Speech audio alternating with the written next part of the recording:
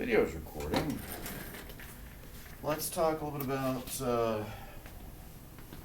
schedule here. I mentioned this, kind of alluded to it last time. Right, so, let's just stick with, I'll say, name on the board, okay. We'll say tentative schedule.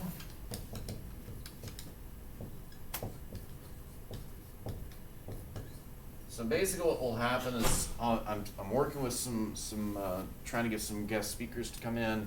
If they can only come in the next 3 or 4 days, if I've got somebody that can only come in the next 3 or 4 class periods, then we'll basically shift everything back. So what I'm going to put on the board is the earliest everything will occur. Today, what we're going to talk about today is fields of engineering.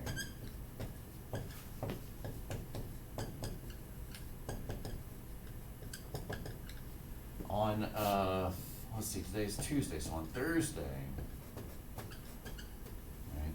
that'll be the 1st.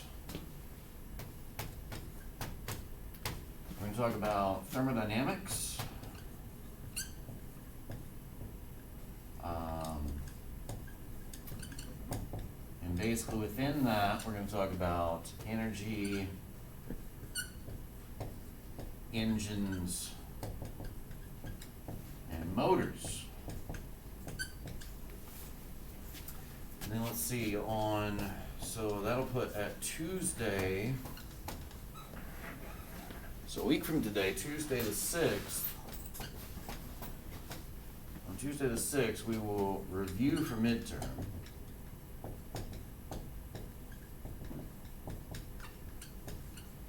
Okay. That'll be, so at some point I will give you guys most of a day to work on any of the assignments that you're still working on. Kind of give you kind of a bit of a catch-up day, if you will. That's normally kind of a nice day to do that. Again, unless I've got a guest speaker, that's the only day they can get here. Then we'll kind of shift things around. But that's probably a short day, and you'll probably have a good opportunity to work on whatever it is you need to work on at this point. And then Thursday, the 8th, so a week from Thursday, we'll go ahead and take the midterm exam. Because at that point, we will have covered all of the topics that I normally put on the midterm, okay? So that's tentatively what we're looking at, unless I've got a guest speaker that can only come on these days, and then we'll shift things back, and I'll let you know as that happens. But that's what we're looking at this point. Okay. Questions so far? Okay. So what I want to do today is talk a little about, as we mentioned, fields of engineering. The fields of engineering paper that you guys worked through, the goal there is to get you to where you're very comfortable and knowledgeable about at least 3 fields of engineering. You probably learned a little bit about some others in your research there.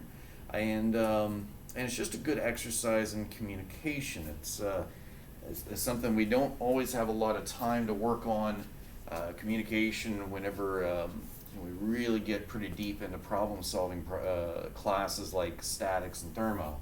So it's a good opportunity to give you some exposure and some experience, just simply putting together knowledge and getting it out in a cohesive form. But at the same time, you learn a little bit about what is engineering, what do engineers do, and what are some fields that you might be interested in, okay? Or maybe you didn't know about it. You learn about a new field, okay? And some of you guys picked some really interesting fields there were some fields that I had not actually heard of or thought of. So, and I appreciate that. I often will learn something in those reports. Well, why so many? Why so many different fields of engineering? What I like to do today is take just a moment, give you my perspective and my thoughts on some of the major, larger fields, and for some of this is my opinion, so just kind of keep that in mind. But at any rate, what are we looking at? And this should give you some perspective, probably on some fields that you didn't cover within your paper. Okay.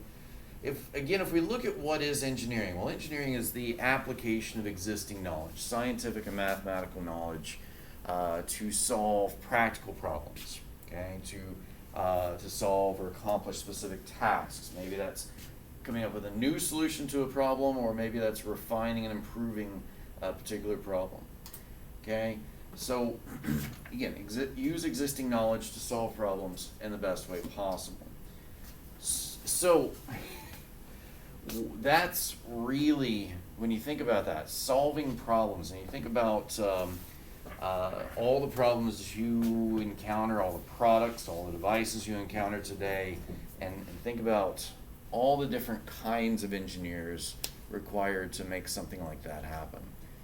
There is an increasing, and it's ever increasingly complex array of gadgets that and problems and solutions for which we need, or problems for which we need solutions. This statement here, theoretically, anywhere there's a problem, there's going to be a need for an engineer to find a better solution, or potentially find an improved solution. So that what that means is that you have a very large demand for different types of engineers that specialize in particular areas. And that's part of the reason you see so many different fields of engineering that you guys encountered as you were doing your research. So again, I'll go through kind of some of the main large classic fields, if you will. For at least 3 of these, as most of you probably picked at least 2 or 3 of these, and maybe some other fields. So again, I'm just going to give you my perspective, but hopefully give you some exposure to some fields that maybe you didn't consider also. Okay, so mechanical engineering. These are engineers that, one way to look at it is anything that has moving components.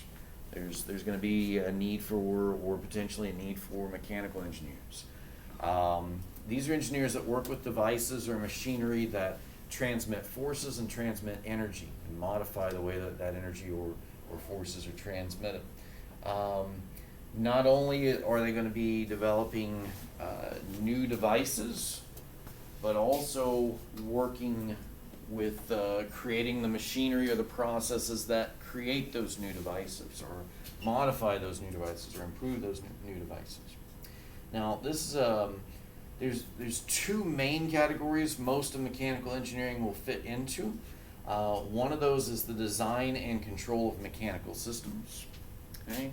The other one is the thermal sciences, which is what we're going to kind of hit on just a little bit on Thursday, is the study of thermodynamics, and then a little bit into heat transfer and some of the other more sophisticated fields within that. But thermal sciences, those are the 2 main categories. This is an extremely diverse field. Think about anywhere that you have moving components, and well, that's kind of hard to narrow down. That is an extremely diverse field. These are just 2 of the larger areas within it. Okay, design and control. The design and control of mechanical systems, as I kind of alluded to earlier, mentioned earlier, the idea of creating new products and also the machinery to create those new products, and how do you control that machinery, how do you maintain it, can it be improved, and then all of the electronics associated with keeping those machines operating. How do you know, or what do you do if you've got a sensor that, if I've got a manufacturing machine that's producing some kind of product, do I have sensors within there that tells me when I've got a problem, and then do I have some kind of system that can actually go in and correct the problem during the manufacturing process? Or a lot of times the cheaper way to do that is you just produce the product, and on the output of the machine you inspect the product, and the ones that are not within the specification you throw those out. Which way do you go? Well, it depends on what you're producing, how expensive it is, how much investment it is to modify it. Is it feasible to modify it? And you get into, all right, well, not only do I have all this machinery, I'm also going to be able to control it, so I need sensors, I need electronics, and all of that's got to work and talk together. So again, you get really complex very quickly. The other major category within mechanical engineering is what we call the thermal sciences, and that's the focus there is on energy and how we can move energy, how we can transport energy, how we can utilize energy.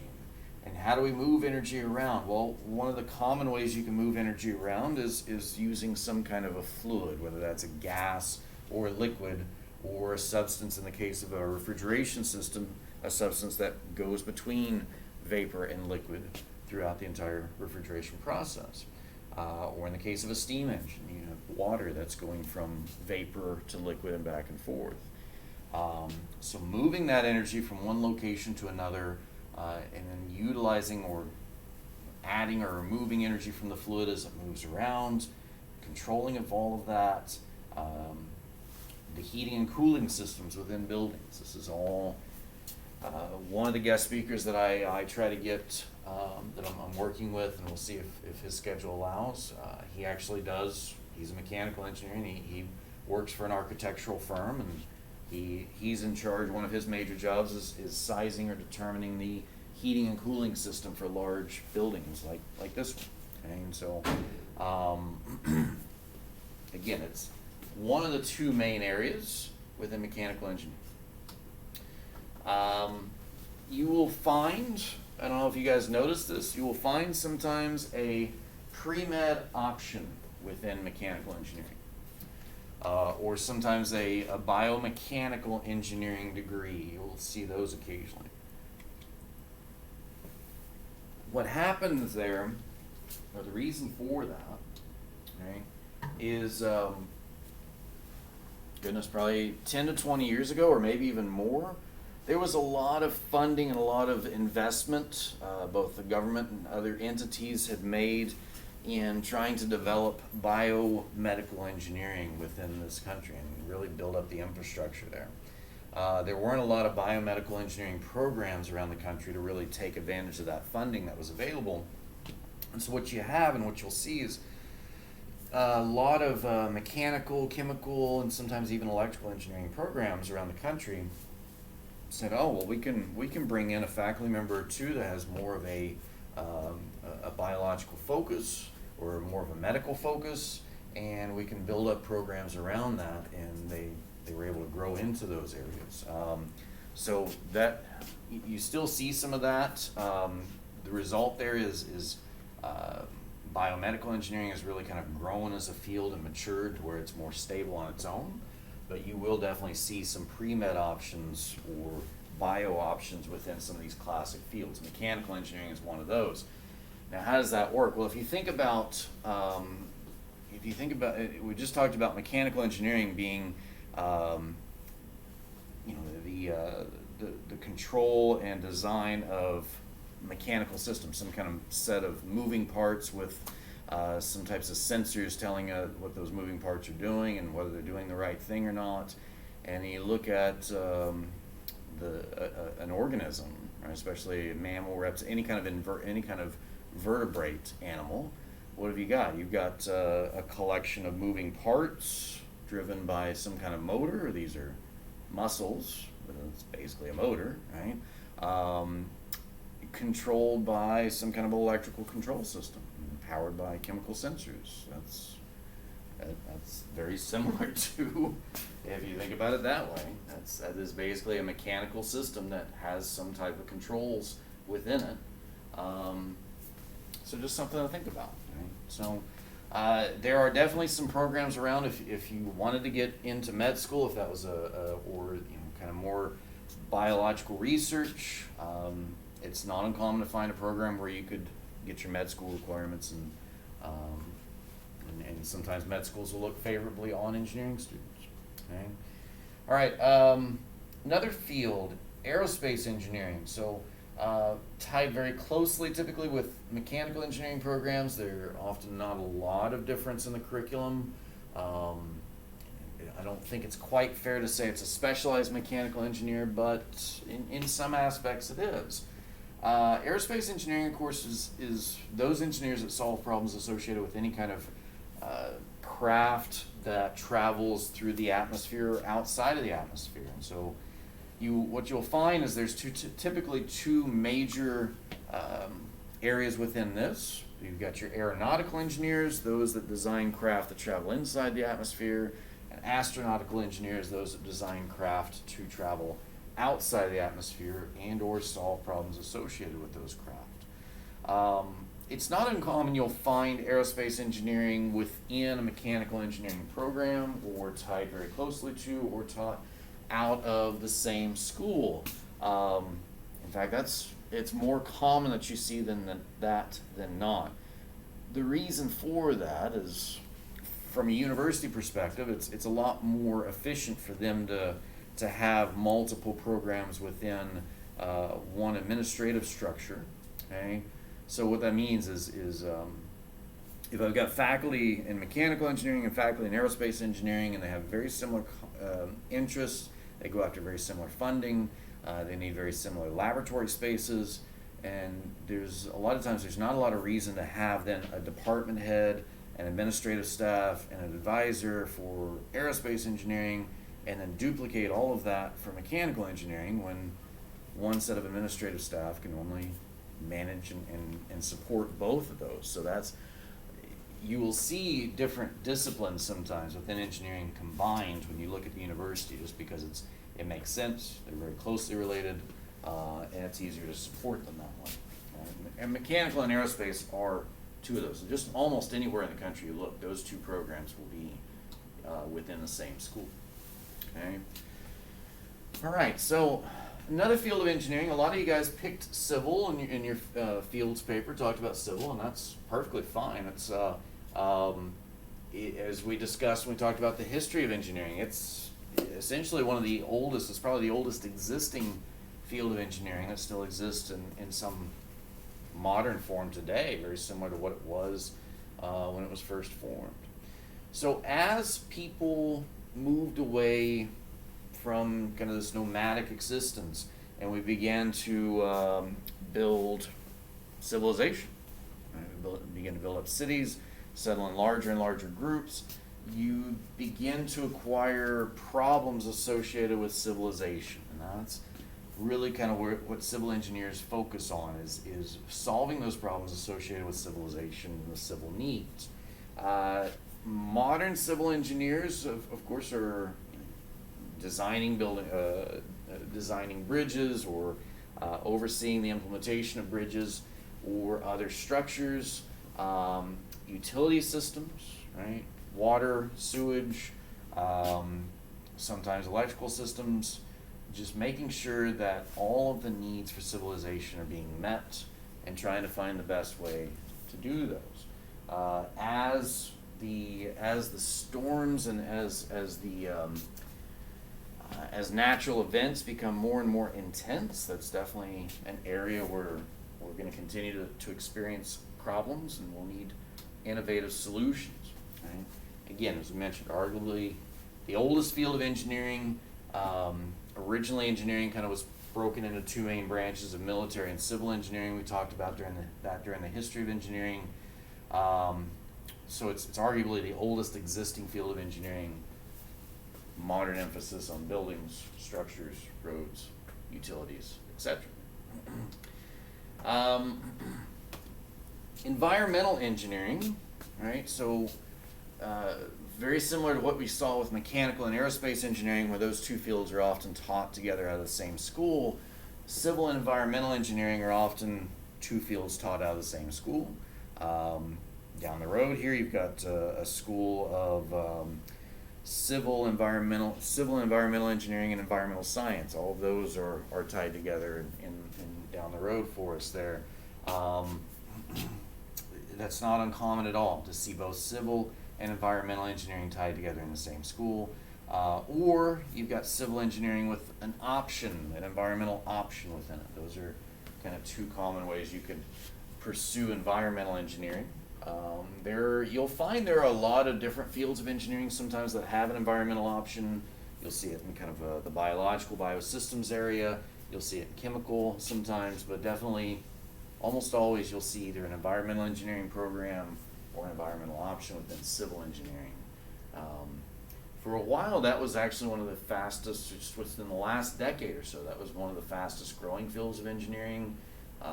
Again, as I alluded to, we have an exploding population and we have a finite amount of environment. So this is, if you want a line of work where there's probably going to be a demand moving forward, that's, I mean, any field of engineering, that's going to be a true statement, but that's definitely something that will continue to experience problems that are going to need solutions. Right, so electrical engineering, one of the younger fields of engineering. Aerospace probably one of the youngest ones aside from biomedical we could look at, but electrical engineering is not old at all. So electrical engineering, you can pretty well guess from the title what we're working with. That's those engineers that solve problems associated with electricity, utilization, manipulation, conservation, storage of electrical energy. And that's kind of one of the, that's definitely an area that we can be looking into is how do we transmit energy, how do we store energy, and how can we harness energy.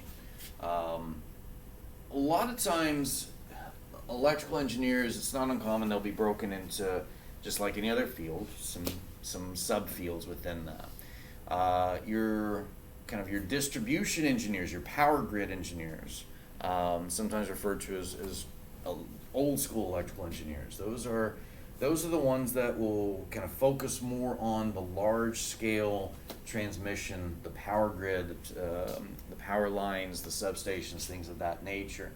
And then you've got those that focus more, specialize more on what we call the electronics engineering. Those are the ones that design devices or work with things that actually plug into the grid. Right? So electricity is to be transmitted, we crank it up to a very high voltage, very large potential of transmission, and then to get it into the computers here, that's got to be stepped all the way down to progressively smaller and smaller, less dangerous electricity. And so designing systems to be efficient in the way we do that, definitely viable field. Closely tied with that is the field of computer engineering. It's just like the other fields. It's not uncommon you'll see electrical and computer engineering be taught together out of the same school, or an option within electrical engineering is focusing on computer engineering. So, you know, as I mentioned, you've got kind of your power grid, your distribution electrical engineers, you've got your electronics engineers, and then an even more specialized set of the electronics engineers would be the computer engineers. Now, don't let me fool you with saying, oh, it's just a smaller group of this larger group, and let me take anything away from that. That is not the case. These are very in-demand, very specialized engineers today, and it stands as its own major. And we're seeing that more and more. It's not necessarily just an option within a particular field. It's very much its own major. Now, what's the difference? Well, computer engineers, as opposed to, say, where you have computer science majors, you got people that can major in computer science where their focus is developing software. Right? Computer science would be developing software. Electrical engineers are kind of focused more on getting power to the computer. The computer engineers are going to be focused mostly on the hardware, the structure, and the design of the computer and the electronic device. But they also had to be very cognizant and very fluent in the computer programming language that's going on to that device. Those are very intertwined. We can't just completely separate those. Again, you can have computer science people that their focus really is knowing the software inside and out, but the computer engineer has to understand enough of the software and how it's built and how it's designed to be able to design the computer hardware, put together computer hardware that will actually work well or as efficiently as it can with the software. So it's enough of a specialized field that it does stand on its own, and especially today when you look at, you know, think about devices that you have in your home today that didn't exist 5 years ago. Okay, and what are those? Almost all those are some kind of advanced computer electronic device. Okay, so that's definitely a field that is growing, in demand, not going anywhere, and it would be pretty easy to get into that if that's something you're interested in. Quite a few of you guys picked biological or biosystems engineering as one of your fields, and that's actually my background. So it's kind of refreshing, but I have no intention of influencing you there. If that's something you're interested in, you want to talk more, come see me. Traditionally, this is kind of an interesting field. Traditionally, let's say, 50, 60 years ago, people in this field would have simply called themselves agricultural engineers. And at the time, that might have been an accurate statement or an accurate description. Today, what happens is when you really look at the work people in this field are doing, it's often more just generically biologically based than it is specifically in agriculture. Some people are still going to go work in agricultural fields, but what happened is about 20 or 30 years ago, a lot of these programs around the country, they looked at what their research was in, the fields, the topics they were researching, and they looked at what their graduates, what their alumni were doing. And they came to the realization that they weren't just specifically limited to agriculture. They were solving problems associated with any kind of biological system. So they're kind of a large scale, macro scale biological engineers is really what they found. So almost all programs today around the country they may still, they'll often call themselves either biosystems or biological and agricultural engineering.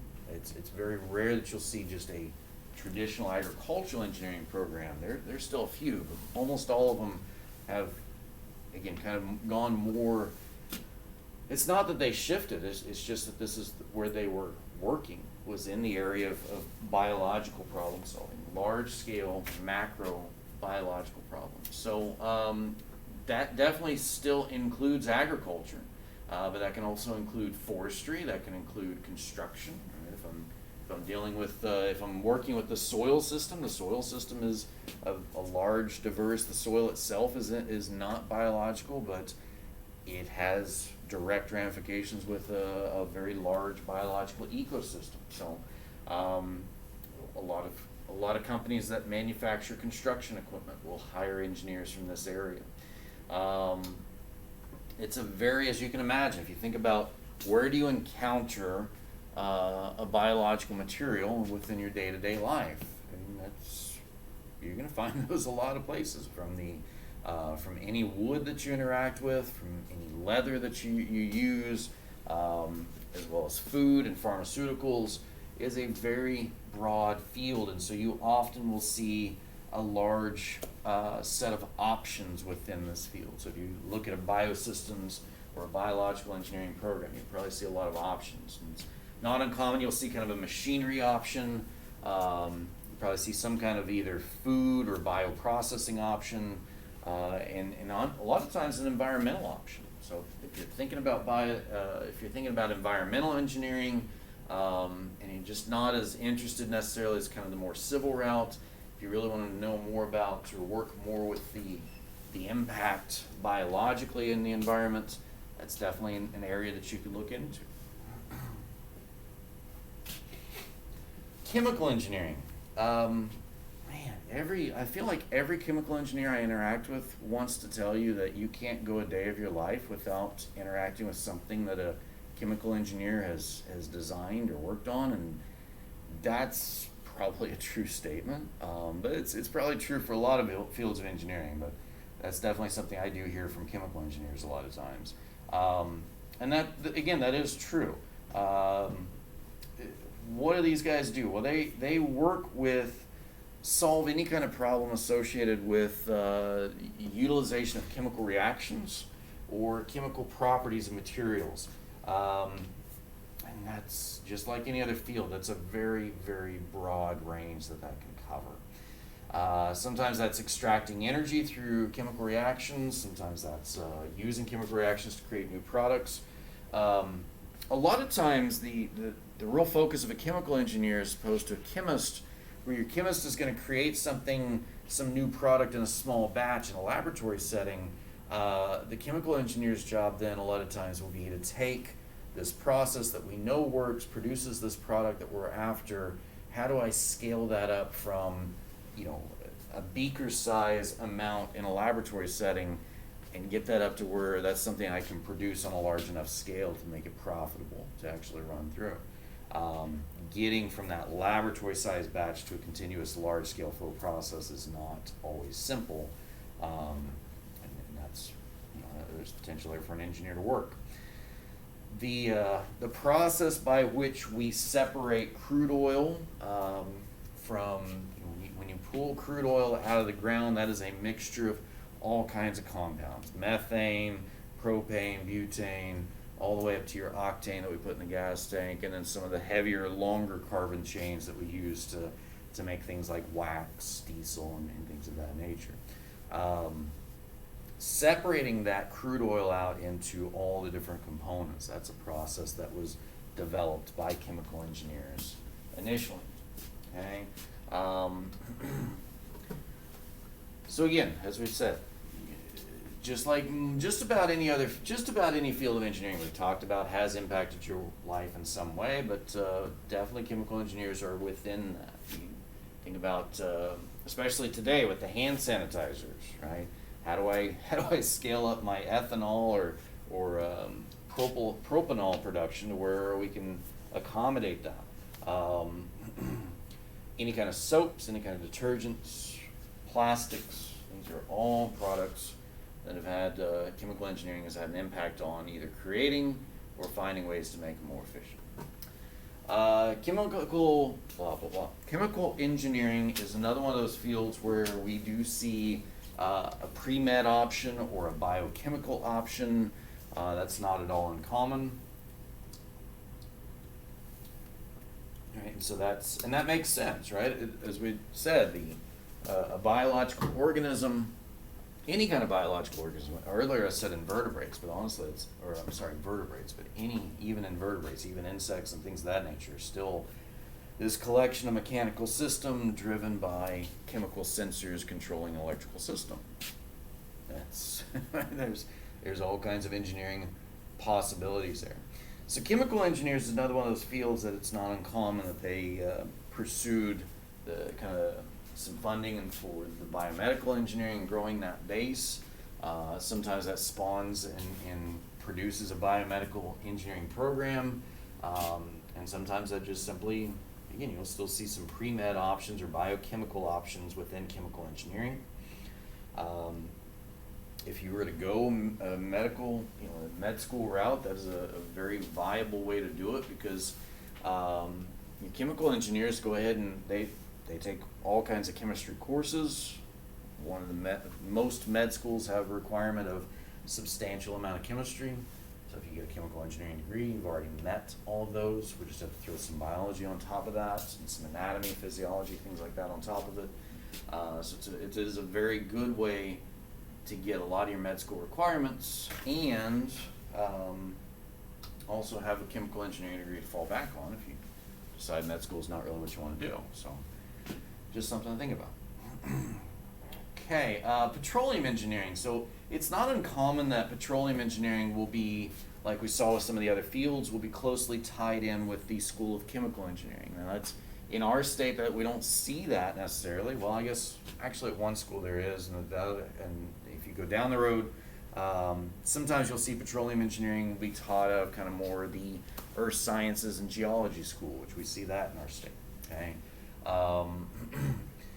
Petroleum engineering, that as you can imagine from the title, those are engineers that are trying to find the most efficient and effective way to extract petroleum products from wherever it is that they are. Right now it's mostly in the ground, and then being able to find better ways to harness that energy. So I don't see in our lifetime us completely getting away from petroleum products, although we have hit a tipping point now to where it is actually cheaper to generate electricity with other sources. So we'll kind of see what that does moving forward. Industrial engineering. So one of those fields not a lot of people think about. It's And there's some reasons for that, but it's actually a very important field, and something that it's not uncommon that if you look into it, and you may say, that's actually kind of really what I wanted to do anyway. So it's just something to think about. Let's talk about what are industrial engineers. Similar to what we saw with agricultural and biosystems engineers, this is another field that's kind of coming to the realization that not all of their graduates, not all of their work and their research is specifically in industrial applications. A lot of industrial engineers I talk to will say that they're systems engineers first. They look at and engineer large systems. An industrial manufacturing complex is a large system, right? But there are other large systems that definitely utilize industrial engineers to go to work. One of the best descriptions I heard one time about industrial engineers, that is, they take the things that your mechanical and your electrical engineers design and create and figure out how to make all of those work together. Right? So if you think about, I always point to the projector in the room, because there's normally a projector, there's always a projector in the room. And you think about how many components go into that projector. I don't know, but easily hundreds, probably thousands, and especially if you think about all of the little components that are on each one of the circuit boards within that device, there's a lot, right? Tens of thousands wouldn't surprise me, thousands easily. So you've got all these different systems working together, and if you think about manufacturing one of those projectors, and if I'm gonna manufacture a bunch of projectors, so how do I get all of these raw components into one place and do it quickly and efficiently? And what are the machines needed to do those? What are the machines needed to construct or manufacture this device? What do those machines need to operate? Well, they need electricity. Do they need a vacuum line, or do they need air pressure line? How do I get the raw product into this machine? How do I get the product the machine puts out, get it out, and then make sure that the waste the machine's producing? And then I've got not only this one machine, but how many machines do I need to manufacture the product that I want at the rate that I want it to? Looking at all of that flow, looking at all of the inputs, trying to find the best way to get the inputs to the places they need to be, and making sure that all of the outputs effectively and economically get where they need to be. That's kind of one of the best. Again, they take all the machinery and the devices that the other engineers design and try to figure out what's the best way to get those to operate together, and what's the best way to keep the workers.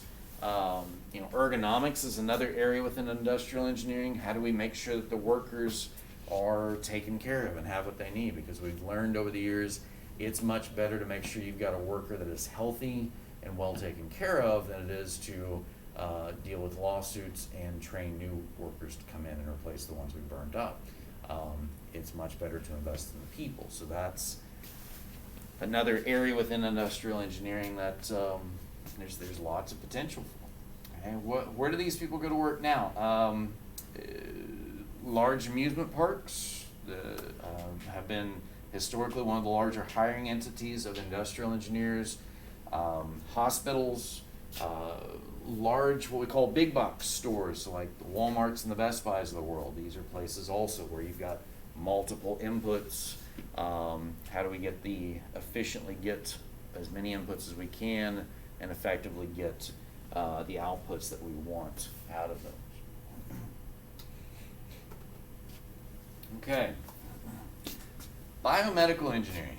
This is a field that honestly, when I started teaching this class, I didn't even talk about. It was not, there were a few parts in the country where it was a viable field, but it just really, for the most part, it was kind of one of those fields where if this is what you want to do, you probably were looking at a degree after a bachelor's degree. You're probably looking at an advanced degree to do it.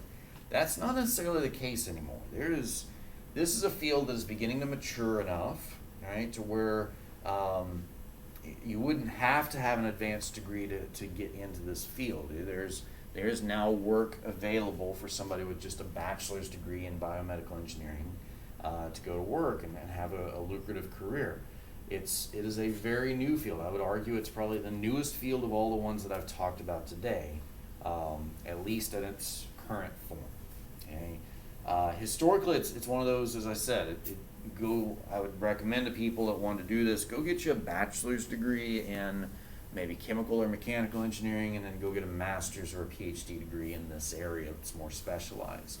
But I don't have to tell people that anymore. Now, I would suggest to you, it is kind of still a new and growing enough field that I can't tell you that you may have to go to where the work is. You may not be able to stay within this particular state. If you get a degree in this area, I can't promise you that there's going to be a lot of work for you in this state. There's going to be some, but you may have to go where the jobs are. Most fields of engineering, that's not necessarily true. Most fields of engineering, you could pretty well work about anywhere you want. But this is one that you might have to go to specific locations to work in. It's still something that I would suggest you consider an advanced degree in, because the idea, we said engineers are those that apply existing knowledge to try to find practical solutions. Okay. Now, if you want to be the ones generating new knowledge, well, that's normally where a master's degree or typically a PhD degree comes in. Those are those that have got more training and more specialization to where they can generate new knowledge. And this is kind of one of those fields where there was still a lot of need to generate new knowledge within it. But there is enough knowledge base that exists out there at this point that somebody with just a bachelor's degree can come in and say, okay, well, let's take the knowledge that exists and try to put it together in a practical solution. So that's the reason we see it now, where you do have a lot of, I believe there's a couple in this state of biomedical engineering degrees that are ABET accredited. Again, I'm not going to speak to the job market in this particular state. Okay, if you need some help, ideas on how to figure that out, I'm happy to kind of point you in that direction.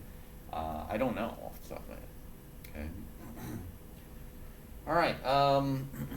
What do? Obviously, biomedical engineers.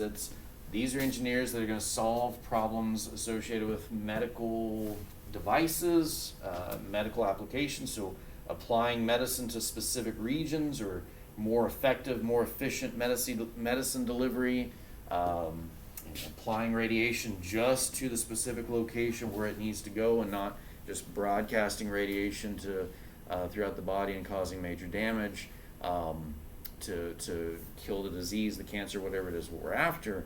Can I apply that, either the medicine, the radiation, whatever it may be, to a specific location?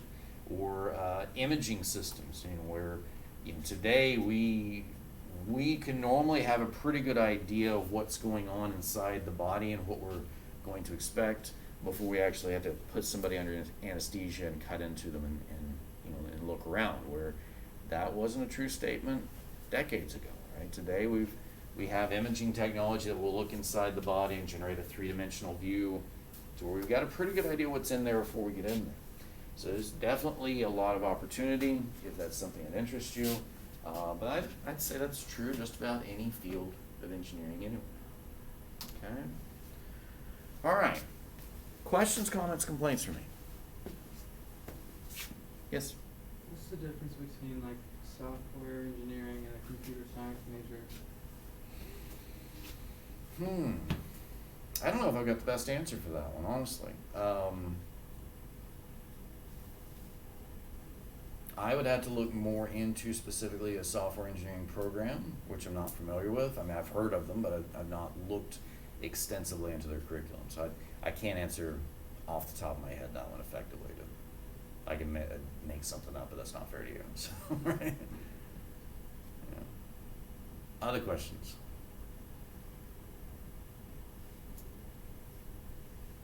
All right. Well, I'm going to look up more about software engineering, so I'm comfortable answering that question in the future, and we can try to get you an answer for that. Let me take roll real quick here, guys, in your